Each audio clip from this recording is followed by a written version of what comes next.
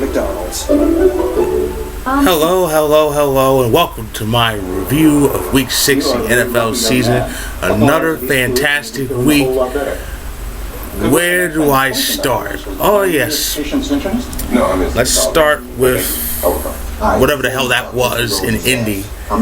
Nice close game. Was disappointed that Indy didn't win it, but was really disappointed in their choice of play calling. On 4th and 3, they decided to go for this crazy fake punt, whatever the hell it was. They had the whole team just line up to their right, and of course it ended badly. The ball was high and he was tackled right there. So if it wasn't for that, they probably would have had a good chance to win this game. Even with that bad mistake, it was close. But in the end, the Patriots won, and, well, there was no vindication for the Colts, unfortunately. And they deserved it after the Patriots cheated them out of that game. Let's face facts. On a much more brighter note, the Packers are 6-0, but it surprisingly wasn't easy. We needed to survive a last-ditch effort by the Chargers to tie the game. So we're 6-0. The Broncos had to do some surviving of their own against the Browns. Poor Peyton. You know, he's getting ragged on this season, but people forget he's 6-0. The man is 6-0. So let's give the Broncos their due, like they give the Bengals. I don't know why, because Bengals have one of the worst quarterbacks in the league, and they're 6-0. So, and how's this for timing? All three 6-0 teams, Packers, Broncos, Bengals, they're off this week. Yes. The 6-0 teams get to take a nice siesta, while the two other unbeatens, the Panthers and Panthers, they'll be playing. Yes, the Panthers are still unbeaten. They went to Seattle and beat the Seahawks. So the Seahawks are 2-4. They lost at home. Let me guess, whatever it is but you're coming with. While everybody else is ready to stick the fork in them, I'm not. I still say there's a chance, but I will say this. Tomorrow night, the Seahawks have the Niners. Both teams are 2-4. The Niners beat the Ravens, who are now 1-5, and they're actually done. I'll say this, if the Seahawks do lose to San Francisco, they can officially forget it. 2-5, you can't bounce back from that. Even though I say they have a lot of wins left ahead of them. But if they lose this game to San Francisco, they can pretty much forget it. Stick a fork in them, they're done. Smell like this? On a much better note, the Lions finally won. How about that? So they avoid the possibility of going 0-16 for the second time in less than a decade. And it was a wild game, a wild overtime game that ended with about 2 minutes left when the field goal was kicked. So they got that win against the Bears. And they could relax now. The people in Detroit can relax for a little bit. See, they haven't had much to be happy about lately. Their Tigers are not doing. Their Tigers are terrible. Because the Lions went from playoffs to maybe playing for the draft.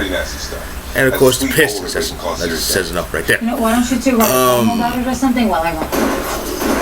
So yeah, and How about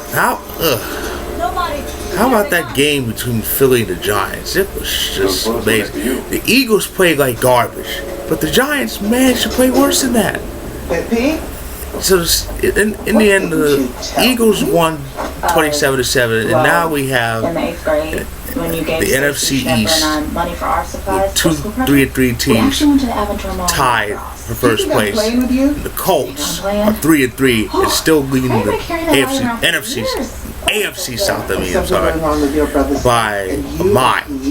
Well, not a mile, by a game, but that's a mile less. No family secrets. After 6 Mom, I weeks. don't know what's going on with Rosie, and even if I did, I wouldn't tell you. Fans, be prepared for that tired speech. 500 other teams shouldn't make the playoffs. They shouldn't win the division. They shouldn't be awarded a home playoff game. You know, I'm so sick of that rhetoric. So at the end of the day, you just have to Ever since 2010, we've seen at least one, I like to call, train wreck division. By that I mean these divisions are so bad that 7 wins the division. We all remember the Seahawks in 2010 winning the NFC West at 7-9, and people were bitching about that. They're 7-9. They shouldn't be in the playoffs. They shouldn't have a home playoff game. And, you know, this is how stupid they are. You know, instead of lambasting that team for finishing with a bad record in the division, how about lambasting the teams that couldn't knock them off? I mean, come on.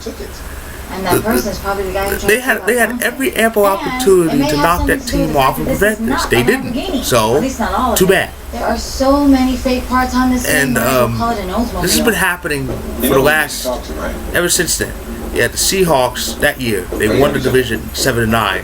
They go on to beat the then defending champion Saints in the playoffs, or to lose at home to the only to lose to the Bears in the division round. And the following year, the Broncos back into the AFC West at 8-8.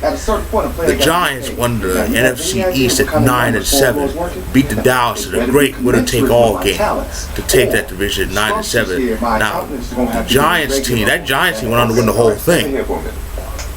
I'll bet that's why they're complaining about this, because they beat the Patriots. You know, the NFL loves the Patriots. That's why Brady wasn't punished like he should have been for cheating. Capital L. No. And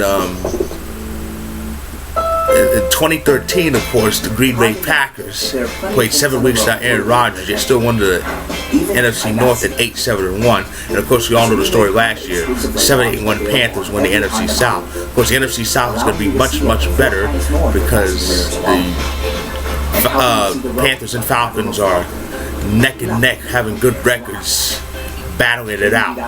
And the Falcons were exposed last Thursday. They got beat by the Saints. I said before they should be 5-0. Look at them. They have 2 receivers and no quarterback. Matt Ryan is one of the worst quarterbacks in the league, and he proved it that Thursday when he threw those bad passes, committed turnovers, and caused them to lose that game. So they're 5-1. But they and the Panthers are in for a dogfight. They've still yet to play each other. They won't face each other for the first time until December. That's going to be good. But yeah, and like I said, the Giants were discombobulated in that Monday night game. Whoever thought the Jets would be less lost than the Giants? The Jets are 4-1, right behind the New England Patriots, and they play each other.